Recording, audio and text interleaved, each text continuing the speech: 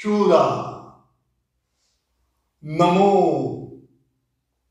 पंडिता, नमो साचा जगदेवा, नमो धर्मी, नमो कर्मी, नमो गुणांग निर्माता, नमो ध्यानी, नमो ज्ञानी, नमो धरा निर्माता, नमो विधाता, नमो गुरुदेवा, नमो सुंदर कला निर्माता। नमस्कार। कथक का जयपुर घराना एक घराने का नाम नहीं है। इतिहास बताता है कि इसकी नींव में राजस्थान के कई घरानों की पवित्र मिट्टी है और इसीलिए इसे घरानों का घराना भी कहा जाता है। प्रोफेसर डॉक्टर जगदीश गंगानी भी यही मानते हैं। वे कथक को बंधन में बांधने पर विश्वास नहीं रखते हैं और कथक को एक विशाल सागर की तरह भी देखते हैं। वे परंपरा में रहते हुए भी इसके विकास के, इसके विस्तार के पक्षधर हैं। आज हमने उनको अपने साथ बातचीत के लिए आमंत्रित किया है और ख़ास तौर पर हम जयपुर घराने की परंपरा को केंद्र में रखते हुए डॉक्टर गंगानी से आज हम बातचीत करेंगे। डॉक्टर गंगानी, आपका स्वागत है इस कार्यक्रम में। अभिवादन है। हर्ष की बात है,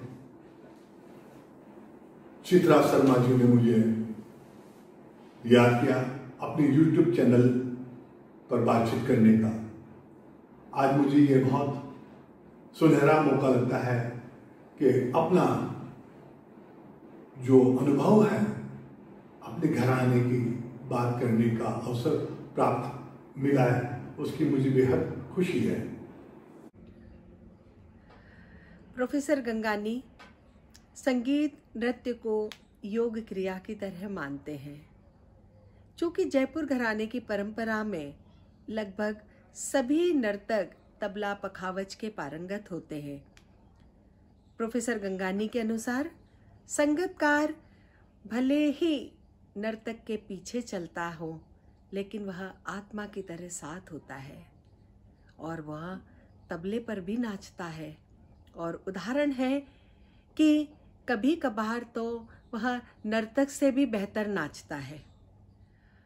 प्रोफेसर गंगानी की नृत्य कला के विषय में यह बात विशिष्ट गुण की तरह रेखांकित है कि वह एक ऐसे ओजस्वी पुरुष नर्तक हैं जिनमें एक स्त्री नर्तकी की लालित्य सौंदर्य की गरिमा है और यह लालित्य सौंदर्य की गरिमा बहुत विरले ही किसी पुरुष नर्तक में पाई जाती है। अपने घराने की विशिष्टताओं की रक्षा करते हुए विस्तार की आवश्यकता को मानने वाले प्रोफेसर गंगानी एक समर्थ नर्तक एवं समर्थ गुरु हैं, जो आज अपनी एक समृद्ध शिष्य परंपरा के साथ में बड़ौदा स्थित हैं। तो चलिए बातचीत का सिलसिला शुरू करते हैं। प्रोफेसर गंगानी, आपका पुनः स्वागत। नमस्कार। नमो शूरा, नमो पंडिता, नमो साचा जगदेवा, नमो धर्मी, नमो कर्मी, नमो गुणांत निर्माता, नमो ध्यानी, नमो ज्ञानी, नमो धरा निर्माता, नमो गुरुदेवा, नमो विधाता, नमो सुंदर कला निर्माता। सर, जिसे आप जयपुर की समृद्ध परंपरा के संवाहक है, ध्वजवाहक है, तो जब भी हम घरानों की विशिष्टताओं की बात करते हैं तो जयपुर की विशिष्टताओं में तेजी, तैयारी, लड़ंत भिड़ंत, जुगलबंदी का जिक्र और साथ में अभिनय में कि एक भक्ति भाव आता है। तो आपसे हम ये जानना चाहते हैं कि ऐसा कौन सा एक अलक्षित पहलू है जो इन सारी विशिष्टताओं के साथ और भी जयपुर की एक अलग विशिष्टता के साथ में उसको समृद्ध करता है। जी, मुझे कहने में बड़ी खुशी मिल रही है कि जयपुर घराना एक संपूर्ण घराना है। तेजी, तैयारी, भक्ति रस बिल्कुल है, लेकिन उस तेजी तैयारी के लिए गुरु की तालीम, और मैं कहना ये उचित समझता हूं कि जयपुर घराना गुरुओं का घराना है, और उन तमाम विद्वान गुरुओं ने अपनी अपनी समझ से अनेक बंदिशों की रचनाएं की, और उन तमाम रचनाओं में उस प्रकार का आंगिक अभिनय का उन्होंने अंग सजाया। हर एक गुरु का एक अलग वर्णन है, हर एक गुरु अपने आप में एक अलग पहचान है, हर एक गुरु अपने आप में एक घराना है।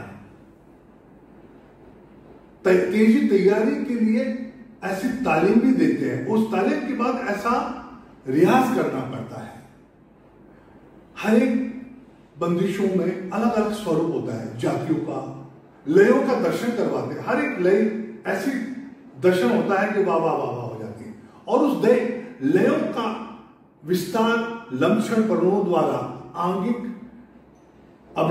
अभिनय द्वारा वो उसकी काट छाट, बोलों को काटना और उस चरम सीमा को पहुंच कर उसका अनुभव करना, अनुभूति करना और अनुभूति करवाना, यही जयपुर घराने की खास विशेषता है। और दूसरा ये मैं कहना बहुत उचित समझता हूं कि जयपुर घराना आज तमाम चीजों से अलग क्यों है, क्योंकि अब मैं थाट की बात करता हूं, मैंने पर्णों की जैसे बात की, अब मैं थाट की बात करूं तो थाट विलंबित लय में लोग बंदिशों की तरह थाट भी नाचते हैं। थाट की अपनी निजी बंदिशें हैं, जिसका दायां अंग और बायां अंग एक सलीका जाता है, और उस मैं एक उदाहरण देता हूं, हमारे जयपुर घराने का एक बहुत पुराना थाट बताता हूं, जो आज लोगों ने परिवर्तन कर दिया है और उसको आज उठान के स्वरूप में नाचते हैं, जो मैं समझता हूं उचित नहीं है। थाट में दायां अंग एक से लिखा जाएगा और बायां अंग एक से लिखा जाएगा। तो पहले क्या है कि जो बोल एक दिशा में जाएगा वही बोल दोहराएगा उसी दिशा में।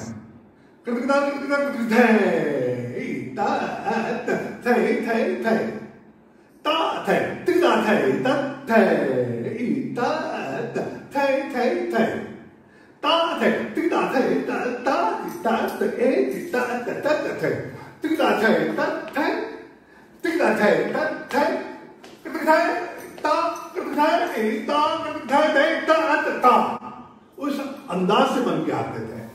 तो उसके बाद बंदिशों को नाचने के बाद उसकी जो कसक मसक की क्रिया, नैन भाव की क्रिया, भावों को चलाना, ग्रीवा भेद, जो हमारे नाट्य शास्त्र में, संगीत दर्पण में सभी जगह पर इस चीज का उल्लेख है, जो आजकल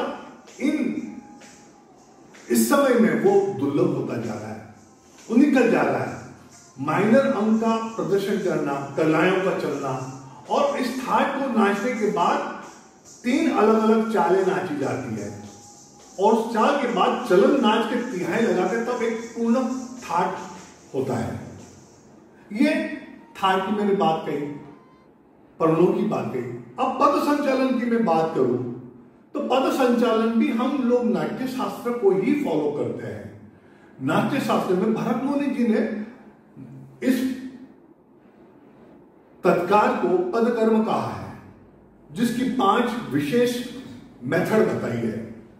उदतित, समम, अग्रतल, अंचित और कुंचित। इसको हम लोग तमाम लोग फॉलो करते हैं। लेकिन आजकल जैसे कि मैं बात बताता हूं, तत्कार एक तबले में कायदा बसता है, धा धा ती ते धा धा तिन्ना ता ता ती ते धा धा दिन्ना, जिसकी खाली भरी है। तो विलंबित लय में भी तत्कार जब हम नाचते, पदकर्म जब हम नाचते हैं, उसका एक नियम है, उसके प्रिंसिपल्स हैं। उस प्रिंसिपल के तहत उस जो हम स्ट्रक्चर नाचते हैं कि धा तक दे के धा दे के धा तक दे के धा तक दे के धा दे के धा तक दे धा तक दे के धा तक दे के धा दे के धा तक दे के धा दे के धा तक दे के धा तक दे के धा तक दे के धा दे के धा तक दे के धा दे के धा तक दे धर के धर के धर के धर के धर के धर के धर के धर के धर के धर के धर के धर के धर के धर के धर के। तो उसकी बढ़त इस तरह चलती है, जिसकी खाली भरी का दर्शन कराया जाता है, जहां राइट का भी इतना ही अभिन्न अंग है और लेफ्ट का भी इतना ही अंग है। खाली का महत्व कब होगा? जब खाली भरी, मेरे मतलब में ये होता है कि खाली वो आकाश होता है, भरी को सम होता है। जब हम सम लगा दे तो हमारा ग्रेविटी, आकर्षण कहां होता है? भूमि पर होता है। तो भूमि पर हमारा वारंवार हमारी गर्दन झटका सम पर झटका हमारा भूमि पर जाता है, तो वारंवार हम भूमि को देखते हैं। तो भूमि को, तो आकाश और भूमि का जब मेल होता है तब वो पूर्ण होता है। ताल का खाली भरी जब तक दर्शाए नहीं जाता, वो ताल अधूरा है। तो खाली भरी आजकल ये भी दर्शन नहीं हो रहे हैं कि उसका बढ़त, एक ही बोलों को लेकर उसका विस्तार होना, तब वो तत्कार कही जाती है। अब मैं बात करूं भक्ति श्रृंगार की। तो जयपुर घराना भक्ति श्रृंगार तो बिल्कुल, ये नृत्य जो है वो ईश्वर की आराधना के लिए है, उसकी पूजा के लिए है। और पूजा तब परिपूर्ण होता है कि जब हम उसका अध्ययन, मनन, चिंतन, उसको समर्पण भाव करते हैं, तब जाके वो पूर्ण होता है। जब हम पढ़ने भी, तत्कार भी नाचते हैं, वो निराकार स्वरूप है। जब हम भक्ति की बात करते हैं तो हम किसी रचनाओं को लेके, एक कंपोजिशन को लेके, शब्दों को लेके, एक माध्यम को लेके ईश्वर को एक अप्रोच करते हैं, प्रार्थना करते हैं, और वही पूजा है।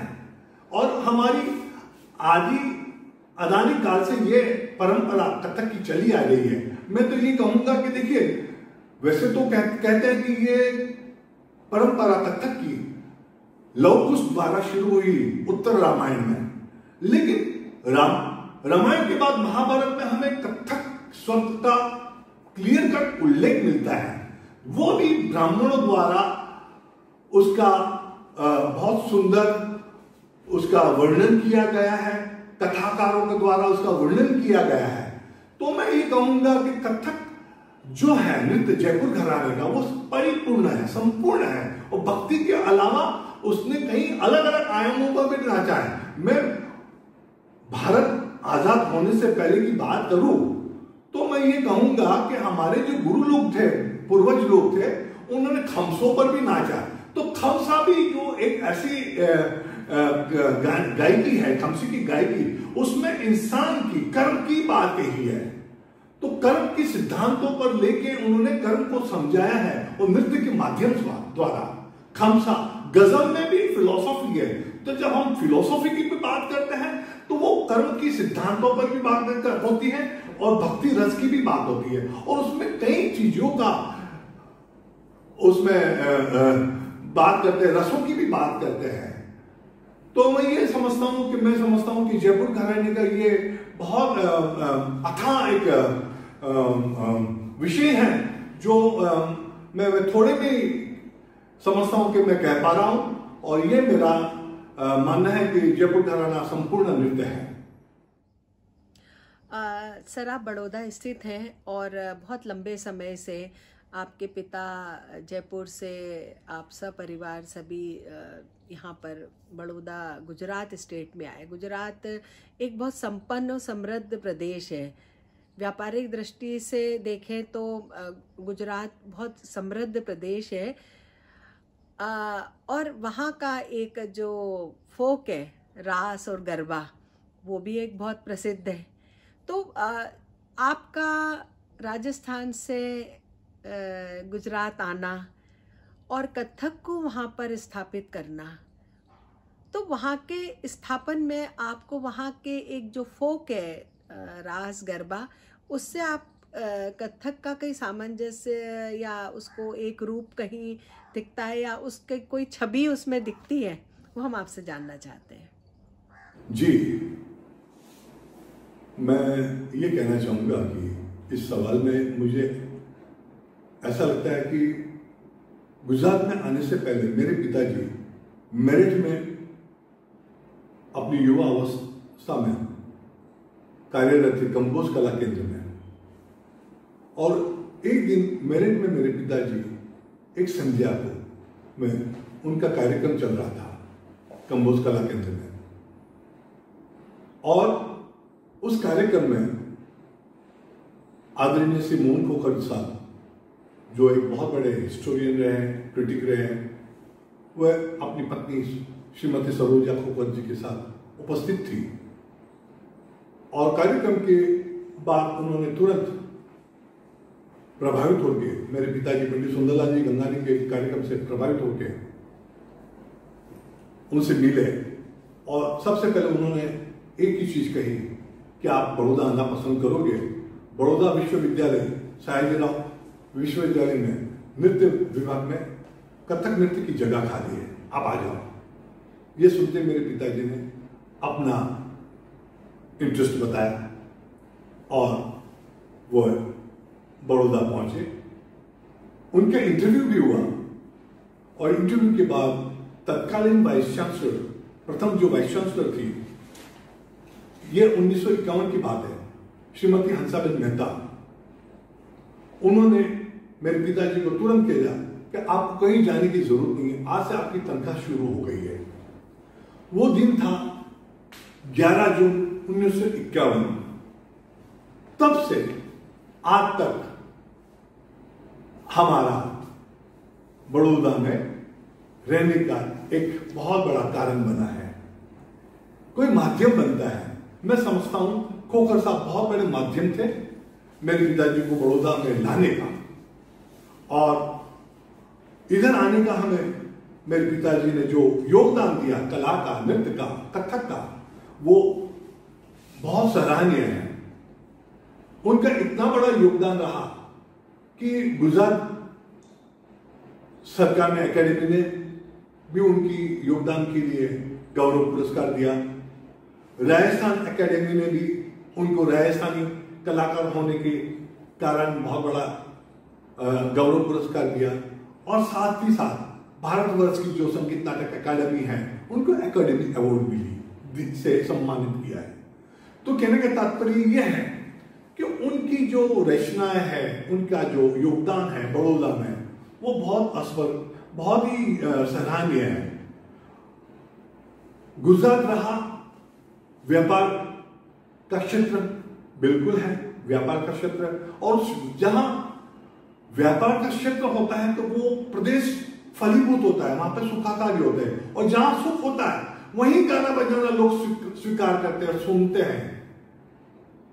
जहां खेतीबाड़ी है, व्यापार क्षेत्र है, वहीं उस क्षेत्र में और आनंद लाने के लिए कलाकारों का आगमन होता है।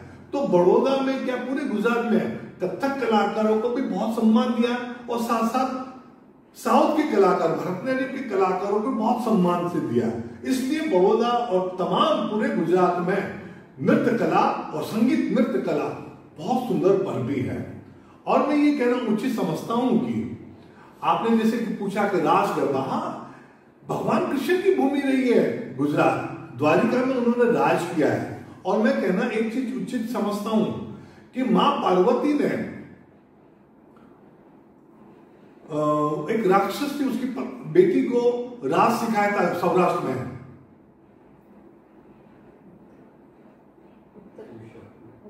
उषा को, हाँ उषा, मैं भूल रहा था मेरे। तो उषा को नृत्य मां पार्वती ने, तो रास की जो नींव डाली गई है मां पार्वती द्वारा डाली गई है गुजरात में। और भगवान कृष्ण जो अपने आप में धीर ललित नायक हैं, वो इस गुजरात में उन्होंने राज किया, द्वारिका में। तो रास गरबा मां जगदम्बा की और भगवान कृष्ण की देन है। इसलिए कथक में भी देखिए ना, चक्करों का जो वर्णन किया जाता है वो भी गोलाकार, रास का भी मंडल गोलाकार में है। तो कहीं ना कहीं उस चीज का प्रभाव बिल्कुल कथक नृत्य में होता ही है। मैं वृंदावन की भी बात करूं तो वहां पे, उत्तर भारत की बात करूं तो भी वहां पे रास, वृंदावन में गोपियों के साथ बहुत रास किया है भगवान श्री कृष्ण जी ने। तो उसकी छाप हमारी बिल्कुल नृत्य में बिल्कुल मिलती है। हमारे कई ऐसी कविता है जो रास की चर्चा करती है। मैं एक छोटी कविता सुनाता हूं कि गिरिधर कुकुधर बंसी अधर धर, ग्वाल श्याम धर, गोपी संग धर, रास चपल धर, पांव में घुंघरू धर, तत्थै थै तथै तत्थै तत्थै तत्थै तत्थै तत्थै थै थै ता। तो ये रास मंडल की तो बात आएगी कविता में। मेरे पिताजी की कविता है, पूरी नहीं बताऊंगा। उन्होंने रास का सुंदर वर्णन किया है। रास रच तक नागर नट वर नृत्य करत तथै तथै, धागे में तेने तेने धागे में तागे तेने तक देते तेने धागे में दाता, नद नद दिख तो दिख धान धा देने धागे में दाता, ग्वाल बा सब झुमत झुमत झुमत झुमत झुमत तथै तथै। तो ये रास का वर्णन है। तो इस तरह रास का जो प्रभाव है, मैं गुजरात से भी कह सकता हूं, वृंदावन से भी कह सकता हूं। मां पार्वती के द्वारा और कृष्ण द्वारा यहाँ पे स्थापना हुई रास की। उषा को भी रास सिखाया और भगवान कृष्ण स्वयं जो धीर ललित थे, उन्होंने यहाँ पे द्वारिका में राज किया। सर, जैसे हम घरानों के संदर्भ में तो बात कर रहे हैं, लेकिन हम कथक की विकास की यात्रा के बारे में बात कर सकते हैं कि जैसे कथक कथानक कहने वाले कथा कहने वाले कथक कहलाए। और साथ में अगर हम देखें तो हर एक शास्त्रीयता के शेप में या आकार में तो हम बाद में कोई भी विधा आती है, लेकिन उसका मूल तो जो है वो लोक है। तो लोक से शास्त्रीयता तक आने में का कौन सा ऐसा समय होगा जिसमें हम कथक को देख सकते हैं? लोक मूल है और उस मूल से ही हर एक चीज उत्पन्न होती है।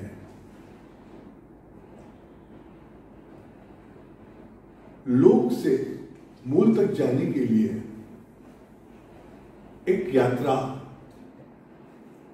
या फिर मूल के अंदर जो बीजारोपण होता है उसका सिंचन बहुत जरूरी होता है। अगर वो मैं बीज डालता हूं तो उसका सिंचन करूंगा तो उस बीज में से बीज अंकुरित होकर एक दिन वटवृक्ष बन जाएगा। मैं महाभारत काल की बात करूं, महाभारत काल में हमें एक क्लियर कट संदर्भ मिलता है श्लोक के साथ, जो मैं पढ़ना उचित समझूंगा। कथकश्चापरे राजन श्रवणस्य बनोकसः दिव्याख्यानानि ये चाटी पठन्ति मधुरम द्विजा। ओ Kings, Kathakas and also forest dwellers and Brahmins sweetly recite the sweet stories. इस लोक की बात की जिसमें ब्राह्मण एवं लोक कथा का मधुर गान कर रहे हैं। आगे ये कहना उचित चाहूंगा कि अज्ञातवास में विराट पर्व के में उत्तरा ने नृत्य किया वो एक क्लास हुआ, क्योंकि वो विराट राजा की पुत्री थी और वो अपने गुरु से शिक्षण लिया। गुरु कौन थे? बृहन्नला, जो अर्जुन थे अज्ञातवास में। तो एक लोक से क्लास में, उसी महाभारत में हमें दो रेफरेंसेस मिलते हैं, जो एक लोक से जुड़ा है, एक क्लास से जुड़ा है। तो क्लास में जब आता है वो क्लासिकल बन जाता है। वो जो शास्त्रीय है, वो शास्त्रीय हमेशा शाश्वत होता है। जो अमिट है वो समय के अनुसार अपना स्वरूप बदलता है जरूरत आने से। परंपरा है तो परिवर्तन तो अनिवार्य है।